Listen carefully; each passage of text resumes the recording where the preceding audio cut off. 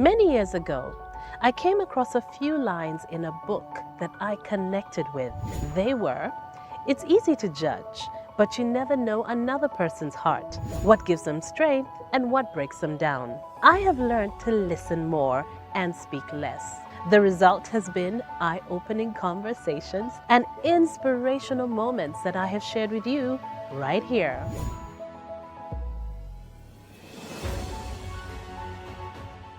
Hello and welcome to Crystal One-on-One. I am Crystal, and today I am talking to one of the pioneers when it comes to FM radio in Uganda, a voice that pretty much kind of started it all, Rasta Rob. Welcome. Thank you, Crystal. How are you? Quite fun. You forgot to add the MC bit to it. Okay, I need you to do it. I can't do it justice. I know. Please. I know. Uh-huh. Hello, everyone. My name simply is... Okay, my real name's actually Robert Ogwal, but then, the common brand name is Rasta Rob MC. On the master Rasta knob. Rob on the master knob. Yeah. Anyway, it's so good to have you on the show. Thank you, Crystal. Oh my goodness, when we talk about FM radio in Uganda, you are someone that had, you started 1993, right at the beginning. Yes. Yes. That's true. That was 1993. Alex Ndaula, Chris Island, and Chazo, the late, rest in peace. We were the four first FM radio station DJs in Uganda, presenters. And that was, of course, Radio Sanyu, based in Naguru, owned by the famous Kato family. Yes. And I think that was my best time ever on radio, because things were unorthodox then. No TVs, no program schedule, no script, no playlist. It's as though we were just trial and error. Would present Sure, you were freestyle. just figuring it out. Yes. You were actually laying the path for everybody else. Exactly. So, for example, would Alex Nala, Chris Island, and Charles would say, okay, so who starts tomorrow? Then Alex would say, okay, I'll do the first show in the morning. Just like that. Yes. Then, okay, maybe Rasta, you'd come in next, or Chazo, depending on... We'd not have a clear program. So Alex would, let's say, drive the morning show. Then at about 11, then he announces on air and says, Rasta Rob, where are you? I'm tired now. Come take over. And I lived then in Makindye. So my neighborhood, for example, because, I still do, actually. I was a nightclub DJ. Yes, you were a nightclub DJ before you went on radio. Yes. So I'd probably have worked overnight and, come late in the morning, 6 a.m. So by about 10, I'm deep asleep. So my neighbor comes knocking and says, Rasta Alex Ndaula kuita kumpewo gendo kole akoye. And remember, we didn't have borders then. So you'd get out of, dress up very quickly, probably not even have time to take a shower. Then jump into a taxi, go to the taxi park, get one to Bukoto, then Naguru, climb up the hill. It was absolute torture, but then we loved it because it was such a new phenomenon. Yeah, so then I'd work till about 3 p.m. and say, Chris Island, where are you? I'm tired, please come take over. He'd come do this thing, Chazo. So it was... Now you could say disorganized, but then we were having fun. And you were setting the pace, because Exactly. if you don't have anything to measure it against, at least here in Uganda, Yes. you were creating something brand new. True. And that's a lot of power, though. Yes. And being like the first voices on FM, then the fame came Exactly. as well. Were you expecting that? No, we got overwhelmed by it. But luckily for me, I'd already made a name in the club DJing world and so on. So I'd gotten used to celebrity, Getting some attention. Yes, exactly. Autograph and so on and so forth. But things like this do take time to sink in. So we didn't see the impact there, and all we were doing was just having fun. Go play your favorite music on TV. That's the way it was. We'd play our favorite music on radio. Yeah. No playlists to follow, like I said. So it was a few years. Well, it makes sense that you all had a background pretty much of, you did, Alex did, yes. of music. And Yes, Chazo also was a DJ. We worked together in Soul Disco. It was only Chris Island, who I think came from the corporate world or something like that. But he was also a live band musician by the side. Yes. So we had a connection with music somewhat. All of you had a connection with music. Yes. Okay, so let's take us back to growing up. Your father was a judge, is it? Yes. How do you know that?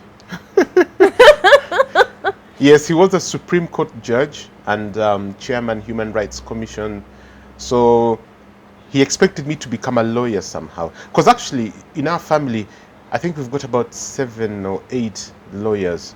Okay. Yes. Is this siblings or in the greater family? Greater, because my dad had 2 wives. Okay. Yeah, so I think there are about 7 on one side or 6, then the rest are from the other side. Okay, what about you, your direct siblings? Did you all grow up together though? Yes, we all grew up together. Okay. In Nakasero, Kololo, yes, in that area. So That sounds like a pretty affluent, childhood. Maybe? yes, you could say so. Then before we went to exile, because during Amin's era, there was an attempt to bump my dad off, because we from the Luo tribe, from the Lao tribe, and Amin wanted to wipe off all the affluent people from the Lao and the Choli tribe. Wow. So we needed to do a runner, then went and grew up in Zambia, then came back.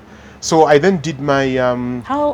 So you were in school in Zambia? Is that... Yes, but we had done primary here up to about P3 or so. Then you went to Zambia? Yes. Then came back and completed my primary. Buganda Road Primary School. So you were there just a few years? Yes, about 4 or so. Yes, then came back, Buganda Road Primary School, then went to King's College, Budo. Then my HSC in Kololo High School, then did my university in England. Okay. Yes, but I was always I think I was the rebel one in the family who loved music passionately. Yes, so I then loved Bob Marley, because we had an uncle who came and stayed over for a few years, and he loved to listen to reggae music, especially Bob Marley. So that's how my Rasta side, came into being. Okay, yes. okay. So was your uncle's influence there? But what about your parents? Were they also into music? Because if you love music, how did you have access to it? Not really. My parents were these very strict, dictatorial parents who thought about nothing but academics. If you're not having lunch or taking a nap, you had to be doing books somewhat. Wow. Okay. So I think then probably that's what made me, take a break from, decided to rebel a bit, because, when something is pumped into you too much and you're forced into something, you tend to say, but there should be an alternative to this kind of life where, I must be reading at all times, homework and so on and so forth. So once I befriended some DJs in my senior 4, because I used to sneak out and go night clubbing. Oh. Yes, even when I was in King's College, Budo. Did your dad know? No, of course not. Your mom? I would have been not at all. Oh my God! Neither. So I would who have been in covered deep for trouble. you? Who covered for you? I was in boarding school, luckily for me. King's So you used College, to sneak Budo. out from school? Yes, from Budo, come in a big group of boys Friday night, then we'd go back Sunday evening. So that's how I then became to befriend the DJs. There was a big nightclub called Chez Joseph, the equivalent of Governor these days. It used to be opposite KCCA Hall. That building's called, oh dear. Right in town? Yes. Kampala City Council, that avenue, I think it's called, skips my mind. Yeah, we'll come back Yes, to but right in the middle of town, actually. Okay. So in doing that, I then befriended the DJs, because I then got curious, so somebody can actually play music and make a living out of it. Then I would really, admire the DJs, and so I befriended them. How do you play music? How do you operate the machines? Then go to London. As for vacation, somehow then they said, oh, you could come join us. I mean, it's okay. Once I learned So they mentored you? Yes.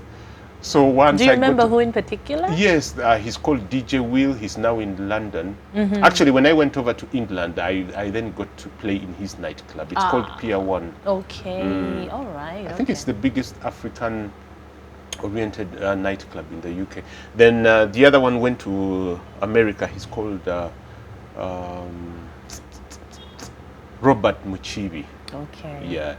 So I then persevered and said, okay, I've learned to play instruments, but at least let me finish my HSC. Then I can try and convince Dad and say, let me concentrate on music now, then I can always do university. Because you knew who you were dealing with. Yeah, exactly. So in school, were you like very active? Because you said you rebelled at home. Were you also like... I was a very keen sportsman. I was very good at sports. Oh. Yes, athletics. And actually got called to the national team once and represented Uganda, but at a junior level. Okay. Not senior. So what was that? Was it in terms of running? Yeah, running. I was a sprinter, 100 meters, 200 and 400. Okay. Yeah. All right, and you, so You lost interest in that as you got older? Yes, then the music kind of music side. overshadowed. Yes, overshadowed. Did you ever do stuff on stage in school?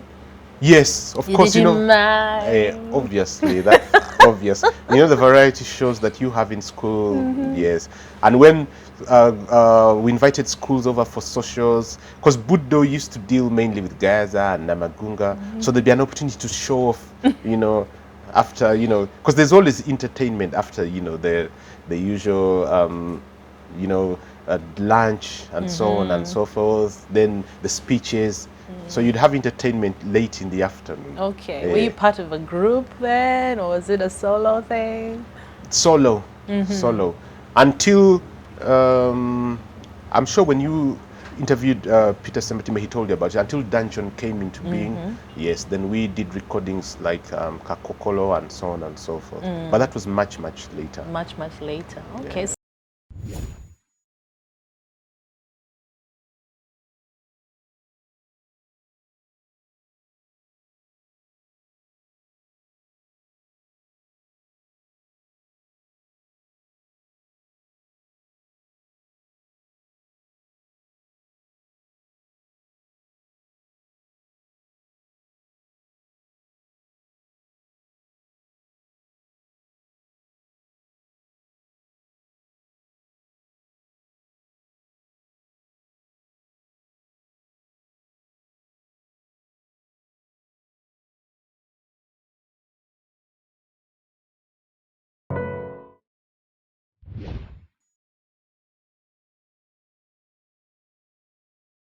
So as for VAC, you started DJ. Yes. And then the passion Again, this was still under wraps. Your parents still didn't know about it. No, they didn't. So then like I said, I decided to finish senior 6. But then after that, I'd become so famous and the passion had grown and become experienced. So I said, no, let me now do music full time. Expectedly, my dad got to know about it. So we became at loggerheads. Of course, there's no way he could stand his son not completing education for music, of all things. Of all things at that time. Yeah, so he kicked me out of home. But by then, yes. It was that intense. Yes, it was. Because first and foremost, I'm the firstborn, so I'm supposed to be a good example to my siblings, aren't I? So he said, it's either my way or it's the highway. And I felt so passionate about music. I knew if I don't take this opportunity now, there might be no other alternative in the future. I tried to let him see sense and say, Dad, here is an opportunity for me to become famous, even make money at an early age. Let me do the music. I can always get back to school later, because I mean people do university at a mature age and things like that and so on and so forth, but he couldn't stand it. And I was determined, so I said, okay, I'll leave home. He thought I was joking. Yes, he thought I was joking, but because those DJ friends of mine were already independent, so I knew I couldn't fail to get a place to sleep in and so on and so forth. So that's what happened. So the next time he heard from me was, let's say, 6 or 7 years later. I'd become so famous, and the ironic thing was he was so desperate to associate with me again. He would tell people, oh, that's my son. Life, huh? Yeah, so I was like, now you see, you were the one trying to prevent me from doing all this. Well, he probably thought he was doing the right thing. Yes, and of course he was, but I mean, earlier on we were talking about how like our parents were so strict back in the day, and you said you still feel guilty when you don't finish all the food on your plate. Yeah, very true. Recently I had an experience. Well, I've always tried to teach my kids that, serve just a little bit, and if you want more, you can go back for more. And then there was someone else who was trying to get their child to finish all their food on their plate. And this person was like, no, that is so wrong. Because what are you doing? You're teaching someone not to even listen to their own body, not to listen to their natural instincts. Because you might just get to a point and you're full. But we're teaching kids to basically ignore like the inner voice that tells them what they should do. Yes. And that was like one of the side effects of parenting back then. Do you relate? Yes. And actually, some of the things I'm learning now in adulthood is it's better to eat food in portions, small portions. But we grew up knowing, you eat food till you're really full up. Yeah. And then get up and then wait for the next meal, which is a bit unhealthy, of course. And then, like we were, discussing off air, we were brought up under, dictatorship where you had to eat food that has been served to you. And you didn't have Whether a say. you like it or you don't like it. Yes, and you didn't have a say in what was to be cooked that day. Because these days, we ask our kids, oh, what would you like to have today? What can I cook for you? Because then you're sure the food won't get wasted. But then, if it's posho and beans for lunch, that's what it will be. And you had to eat it and finish it all up. So, of course, now things have changed, life has changed. We're now a bit more westernized and so on. So, there is an onus on us to, bring our kids up something opposite to what we grew up knowing. Okay. Yes, then. Okay, when you left home that time, you said you didn't talk to your dad for like 6 years. Were you Yes. still in touch with your mom? Were you still in touch with your Yes, siblings? of course, moms, are a bit more softer than the dads. So she'd try and, always try and get in touch with me through friends and so on, because then we didn't have mobile phones. Yeah. I didn't want anything to do with home, whether mom, dad, my siblings, and so on. And I think... So you cut yourself off. Oh, yes, Like- I did. And the only time I then really made up with my dad was when I was in England, actually. I think he's the one he made efforts to try and get in touch with me. And I'm glad he did, because he then passed away shortly after we had reconciled, because that was 2004, I think. It was during one of those World Cups. When was the World Cup? Either 2006 or 4. Yes, he called me and said, oh, hi Robert, how are you? I was actually shocked he had my number, but he got it, I think, through my aunties in the UK. We've just, we're through with watching the football match. I think it was Italy versus something. I said, oh, yes, I've been watching that football match as well. It was quite an exciting match. Oh, nice. So how are you? How's the family? Quite fine. So we then made peace, but then he died shortly, I think probably 3 or 4 weeks after that. So it's as though probably he knew something was... Was he unwell?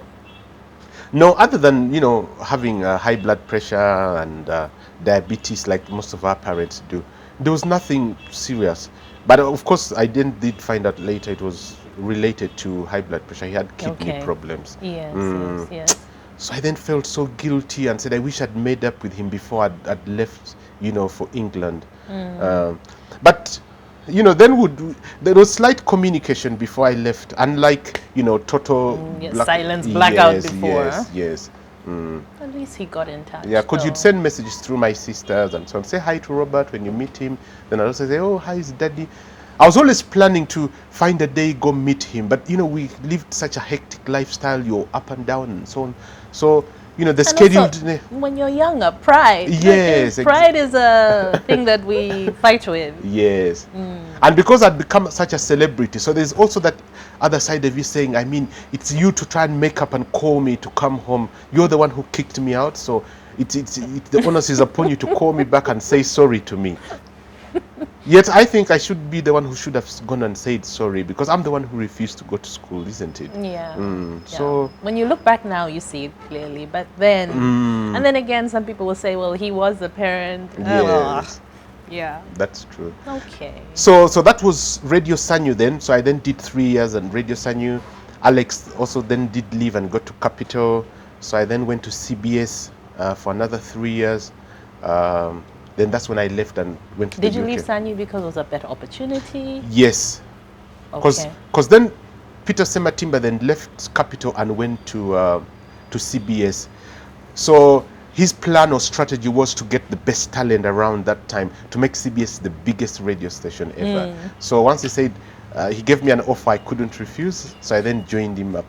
Yeah, CBS, obviously. Yes. When you left home, how was it? Was it what you expected? Because you're like, I have friends who are DJs. I'm going to make money. I'm going to be all right.